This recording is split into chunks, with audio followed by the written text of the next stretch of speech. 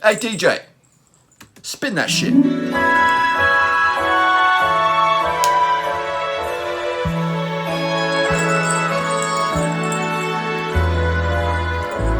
I'm dreaming of the EFL Championship playoffs. After a fantastic result at Ewood Park, with Adam Armstrong and youngster Harvey Elliott. I just wish we'd played like that from the start. Let's go!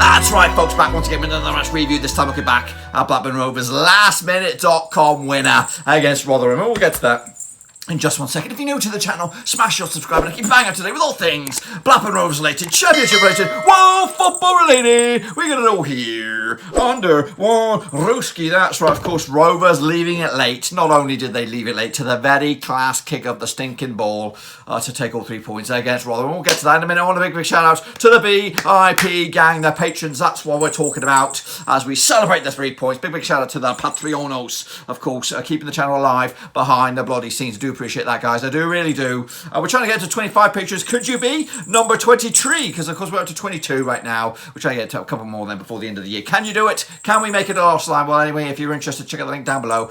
Twitter, no, it's not Twitter. It's patreon.com/Roverseas. Let's get into it deep and then take a look at the match itself then. 2-1 final score, Ewood Park. Rovers came on top. It was not the best game of the season. It was absolutely probably the worst 79 minutes of the season for Rovers. Absolutely. I didn't see anything. Didn't see anything in the first 79 minutes to get excited about.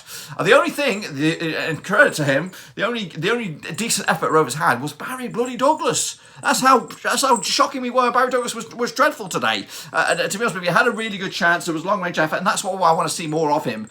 And there was just so many below par performances across the board. I just don't know what I was watching. But guess what? At the end of it, we take home the 3 points. Yeah, Michael Smith, not Matt Smith. I thought I said Matt Smith in the instant reaction. I called him the Doctor. That's wrong. It's wrong. No, Matt Smith plays for Millwall, I think, or QPR, or some London team. But anyway, it was Michael bloody Smith. 61st minute, giving Rotherham the lead on that, and it looked, to be honest with you, I thought they were going to take the 3 points. I was not happy at all. Yeah, we didn't do a watch along on this one, thank heavens, because this goes to show that maybe the watch alongs are bad bloody luck.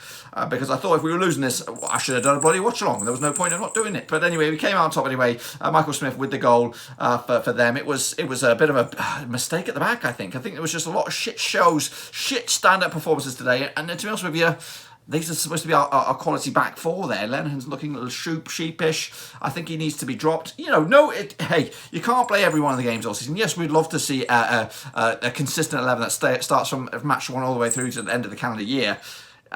It would be nice, but you know what? I think it could be in his benefit to drop him, just to give him a break. The break is around the corner though. After Stoke, we have pretty much a week off, so maybe a chance to reset the blocks there. But this one was massive for us. Get back in the positive mood. But yeah, 61st minute. To be honest with you, after that, I didn't see it. I could not see us getting back into this game. But guess what? Youngster, bloody well, we're pinning our hopes on a 17-year-old lad, Woldy. He is something special. We are very lucky to have him. Admire it, take it in, plug it in your veins, whatever you want to call it. Let's just enjoy the time we have Harvey Elliott, because I don't think he'll be back next season. I'd love to have him back next season. But I remember way back when in the 90s when Preston loaned David Beckham, and they were, he started. He only played he was there for a couple of months, but he was impressive in this couple of months for Preston. Scored a couple of free kicks, and he started to show why he was the next best thing. He was a lot older than Harvey Elliott when he went on loan there. And I remember David Moyes as manager of Preston saying, "Oh, we'd love to have him here, but we can't get the 3 million to buy him." That was what the price was for David Beckham. But unfortunately, yeah, that didn't work out for Preston. And of course, Beckham went on to bigger and better things. So we've got Harvey Elliott now. He's going to be a world superstar, of course. And I think this season for him in the Championship will make him a better player. But the only thing I could see us getting him back next season is if we do make that push to the Prem. But I don't think it's going to happen anyway. Ultimately, I think we're going to be... we're going to be where we are. I'm telling you right now. Of course, I'd love to get top 6, and it may start to turn around, but realistically, deep down, I just think our performances are subpar, ultimately. Anyway, Harvey Elliott did get us back into it on the 80th minute, and then, you know what, I started to believe that maybe we could get into this. But, of course, when the 90-minute mark went, and, of course, 7 minutes went up, I thought maybe we could get something out of it, but ultimately, I really didn't think we were going to get out of it. We did not look like we were going to get anything out of it. And to be honest with you, a point would have robbed. I felt that we mugged off Rotherham there for that point. And I don't know what I felt. I felt absolutely quite sick at the end, winning it 2-1, because I thought Rotherham didn't deserve to lose that game, to be honest with you. I don't think we deserved. We didn't win. We didn't create enough. They were much more dangerous, I thought, especially in the first half. I feel quite guilty that we mugged them off, but hey, that's football. I've seen it before in the past where we played exceptional football and walked away with nothing. So it's the rub of the green. It's the way it happens. It's the way the cookie crumbles, and it will happen next week in football. It might not be at Ewood Park. It might be not in Stoke. It might be in another country. But some team will get mugged off by an underperforming side, and it does happen. It may say that we're underperforming, but you look at the stats there, 68% possession. We did have a lot of the ball, but ultimately it wasn't going forward. It was backwards passing, sideways passing. It was just trying to keep over possession, trying to create something. And Rotherham did their job. They did their job. They got the goal, and at that point they were doing even more grinding out the results, trying to knock the ball out of play, slow things down, get the free kicks, that sort of stuff. That's the way they do it. And again, they come here against a team like us that plays free-flowing football, tries to keep the pace going. They were trying to grind it down, and ultimately they were doing just that. And look at that, 68 possession for us, 32 for them. We had 11 shots, they had 10. They had less possession, similar amount of shots as well. Just the one on target for Rotherham, 4 for Rovers. Pass success rate, pretty good for Rovers, 75%, which is good. 12 fouls, 2 yellows for Rovers, 3 for Rotherham. A couple of offsides as well, 3 corners to boot. Let's take a look at the some more figures and the shape of the two sides here, of course. Adam Armstrong scored the last goal. I didn't even talk about it in the 97th bloody minute. It was the last kick of the game, free kick, and I said to myself, we're absolutely dog shit at these. Absolutely dog shit at these. Like our corners, our set pieces this year have been absolutely woeful. I don't see us. Whenever we have one, I think it's more of a time wasting scenario. We've not thrived on them this season at all. Gone are the days when Charlie Mulgrew were there, would be able to. I used to look forward to corners with Charlie Mulgrew on the field because I thought, you know what, this could go in the back of the net. Now I'm thinking, we might actually do a long corner here. We might actually do a long corner because everything we do, short corners, a bag of shit corners, nothing. Same with our free kicks. They've been absolutely dreadful. Of course, today was a little bit different. Of course, it ultimately ended up from a free kick. That Rovers got the winner, and Adam Armstrong, thank heavens for that, got back to scoring ways. We needed him to get back scoring goals for Rovers because Ivan Toney's keeping up with the goals with Brentford, so he needs to keep up the pace as well. So good result for him, good result for Rovers, and of course massive 3 points in the end. Some other stats and figures there, pretty much the same sort of stuff I just covered there. Take a look at the starting lineups here. There's Rovers starting lineups. A couple of changes though for Rovers heading into this. Kaminsky between stick. Douglas remained at left back. Lennon and Ayala came in. Nyambi as well. Buckley got the start. A good opportunity for him. Johnson and Rothwell as well. Elliott on the left, Gallagher down the right, and Armstrong down the middle. Pretty much as you were. I'm hoping very, very soon. I saw Dak. I think I saw Dak in the old stands there. As of course he wasn't named on the bench or anything, but he was there. He's getting closer, and we need a bit of a spark. And I think if he was fit today, he would have started in place of Gallagher, and maybe would have had Armstrong on the left, Elliott down the right, and Dak down the centre there. That's what I'm thinking is going to happen moving forward, and I think that's fine. I think we can have Elliott doing what he does. He just floats around a little bit. Gallagher, he was diabolical today. I really think so. Kaminsky with a 6, didn't do anything wrong really, and it makes me feel good though. It does make me feel good that we got a strong goalkeeper in Kaminsky between the sticks there. Douglas, he had a shitter. Yeah, he had a really. It just didn't show me what he was all about. Picked up a cheeky yellow, which again limited his options. Did the change make Rovers a better team? I thought they did. I thought Amari Bell, he had a goal disallowed. Amari Bell had a goal with his head. A fullback, so much as Amari Bell scoring with his head. And I thought it was a fair goal, to be honest with you. And that was late on. So kudos to Amari Bell. I think he's just moved in front of Barry Douglas now for the start against Stoke on Saturday. Kicking off forward, we had Lenihan. Not the greatest as well. A couple of communication errors again. 2 games running. He needs a break. The lad needs a break. I do love that Lennon. Of course, I think he is our best centre back, but he needs a break. He needs something. He needs a couple of days off. Hopefully he can get that after Stoke. I think we're going to play him anyway. And maybe I don't know. He just needs. We need another centre back. I think if we could get another centre back in January, I think we'll be all right, because Wharton's now out for the time being. Who else do we have? Of course, Del Boy can up there as well, and of course Ayala. We need a 4th option, and then it would make it a little bit more better there. Ayala with a 6, I thought he was best. He's probably a bit harsh on Ayala here today, 6, and Iambi with a 7. Again, you can't give him less than a 7. And again, sign him up, Tony. Get him signed up. I need him signed up. Get flipping. I think Buckley had a 5. I thought he was all right in bits, but not really much to get excited about. Johnson 6, grinding out the stuff, doing the hard work as well. Rothwell was absent today. A couple of drives forward, but really nothing to get excited about. Elliott for 8 for me. Goal, tenacity. You give it to him. You can see some sort of spark coming out of there. Armstrong with a 7. Goal, instinct, right at the death. 97th minute. He's not switched off. He puts it in the back of the net. Gallagher, Bambi on ice, mate. Bambi on bloody ice. Gangly little gangster. I don't know. I can see his strengths. I can see that there's something in there. There is something in there, like Big Bad Boy Brereton. He's playing like Big Bad Boy Brereton was a couple of seasons back. But this progress has not been made yet for Gallagher, and I know he can get goals. He can get goals. He needs a bit of confidence, but right now he's not getting it. As for Rotherham, Johansson between sticks, McDonald, Iwikiwe, Wood at the back 3 there, Willis on the left, Sunday on the right, who was very, very good and caused a lot of problems for Rovers. Crooks and Balsalar in the middle there, Lindsay in the middle as well.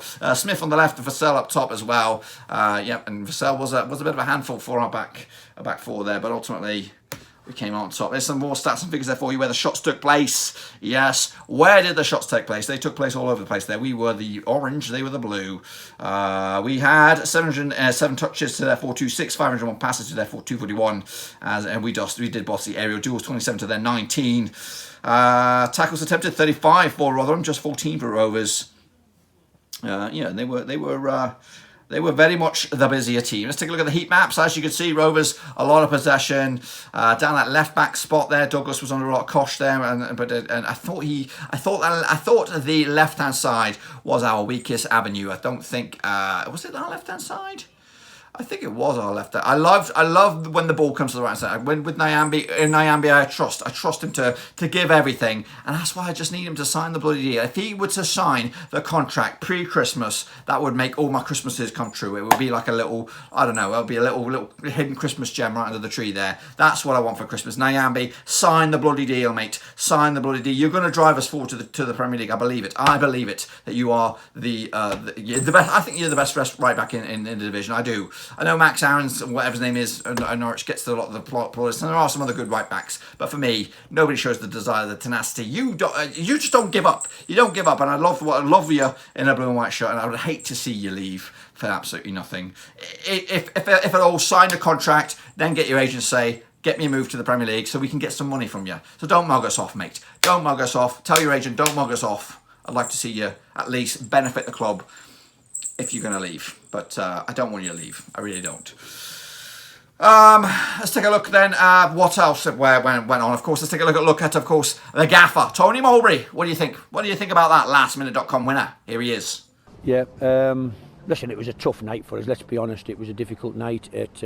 They are a team that give maximum and a bit more. They all run around and they all chase and they all fight, and they're some big lads, they're big centre halves, and they put every free kick anywhere on the pitch in your box. It's not easy to play against. It doesn't allow us to press from the front because they don't play from the back, and so it's a scrappy affair really that you hope your quality is going to come out on top, and it didn't look like it was going to be for a long time, but thankfully it did in the end. So that's what football is about, getting over the line, isn't it? It's you have to win matches. I've always said we have to find a way to win, and we can't be brilliant with the ball and create 20 odd chances every game. It's not going to happen, particularly against teams who don't allow you to take the ball off them in their half. They don't play football in their half. They play in and around your box by putting the ball in there, and so it's very difficult to build up what we've been doing all year. We have to be better in our own build up, and yet they work extremely hard from the front. They've got 2 strikers, they push their wing backs really high and press, and then they've got 2 attacking midfield players who push on as well. So they press you with 6 men. It's really hard to play through that 6-man press. If you don't play through it, you keep giving them the ball back and they keep booting it back to you and you get a scrappy game. And that's what tonight was, a scrappy game. Didn't have the control we normally get, and yet we won the match. So let's put the points in the bag and move on. My staff there, we won't be over analysing this game. They're all in tomorrow. We normally have a team meeting and we'll go through the positives and the negatives. I've just said we might not even have a meeting tomorrow. We've got Stoke and that's going to be a totally different game. This was a miles different game. It was like playing a different sport to the game we played against Norwich at the weekend. Let's move on quickly. Let's put the points in the bag and move on to Stoke. Without embarrassment, I tell the team, give it to the quality, give it to that 17-year-old boy out there. And just about every time he picks the right pass, the right way to pass, the right decision, and he helps our team function. And great that he's adding goals now to the quality that he brings. Yeah, thankfully, I've just said to him in there, hopefully that puts him back on the goal scoring track. Let's hope he can score a couple on Saturday and then he gets a hat-trick and then he scores one and a couple of games after that and get back going again. You know, it's been, is it 2 games or 3 games he hasn't scored in? It feels like a drought, doesn't it? Which is good, I suppose, but great that he's on there, got the winner so late today for us. Listen, Adam's, he's so good in training, both feet. He's electric, really, and I do feel as if there was a lot of media speculation about Adam and Ivan Toney, you know, top goal scorers, and the club were top scorers in the league, and then we were, you know, the game against Brentford and the Bristol game was on the telly. You know, he had 9 shots at Bristol, didn't he? About an average of 35 yards from goal every one of them. It's, you know, as if he's trying too hard. I think, as I've tried to say to him, just play your game. Your natural movement will get you in front of goal.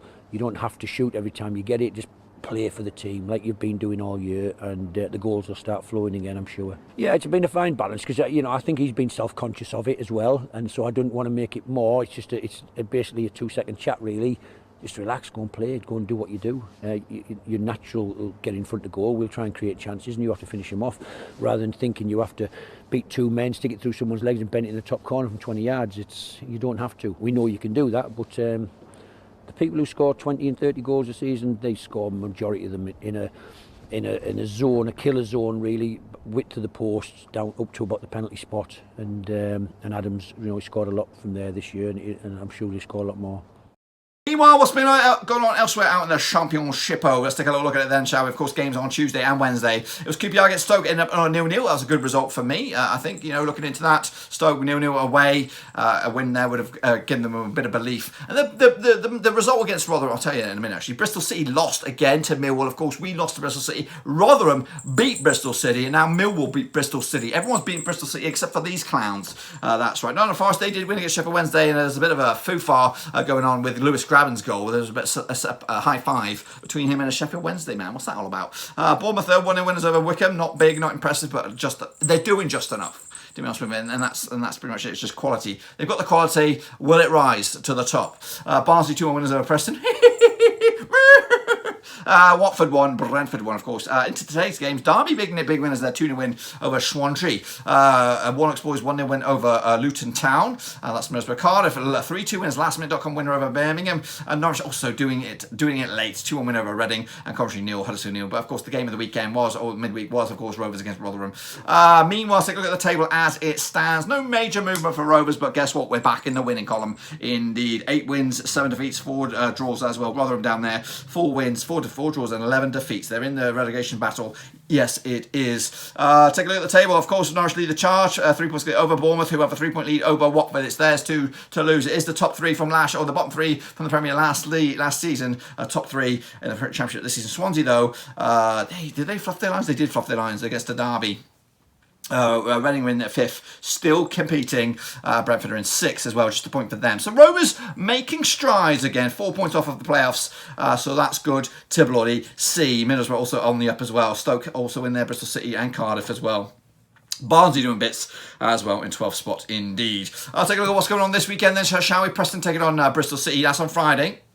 We're going to try and hurry the old Championship picks out soon as. Norwich City against Cardiff, that's early on Saturday. Sheffield Wednesday against Coventry, Swansea against Barnsley, Huddersfield against Watford. We also have Luton Town against Bournemouth, Millwall against Nottingham Forest, Brentford against Reading, Wickham against QPR, Birmingham against Middlesbrough, and Rotherham against Derby. But of course, the game of the week will be a cold night or cold afternoon in Stoke City. It'll be Stoke City up against Blackburn Rovers, of course. So be sure to get there and be sure to check that sucker out. Let's take another look at what's been going on social media then, shall we? Of course, over on Twitter, Ryan Naambi was straight out of the box saying this: not the best performance tonight, but happy to secure the 3 points. Meanwhile, Beth said this: what would we do without Harvey Elliott? What would we do indeed? He's been absolutely standout for us, and he's obviously 17 years old. Of course, too much responsibility on such a young man's shoulders. Without him, though, we will be toast. New York Rovers said this: awful, shitty performance, but we have somehow won it. Yes, indeed. Elliott Bennett, of course, straight to it. What a win that is. Massive character, Harvey Elliott, and that man, Adam Armstrong, with the winner. Love this team. Love it, but we need to up the grade, up the quality, because we've been about shit recently, this past 5 or 6 games. Been shit. Managed to get some results out of it, but ultimately, poopity scoopity. Lindsay Lewis said this: oh, to have been there to celebrate that well worth 96 minutes of life regrets. What does that mean? What does that? I can't bloody read. It says, oh, to have been there to celebrate that well worth the 96 minutes of life regrets. Okay, I get it now. I can actually read it. Meanwhile, going forward, William Hill said this, just showcase Rovers storyboard here, basically. 61st minute, Rotherham take the lead. 80th minute, Rovers pull one back. 99th minute. 99th minute, Rovers win it 2-1, leaving it very, very late indeed. Jordan Kingsley said this: paper over the cracks of that result. Can't continue to play like this and think we all keep nicking it. Pitch looks like it belongs to a team in non-league. It's a bit harsh, brother. It's a bit harsh. That's his thoughts, not mine. You know, Carl Wicks said this: start with the team that ended that game. That subs changed the game. Congrats, Rovers. Got away with murder, indeed. Adam Lodge said this: how is Sam Gallagher a championship footballer?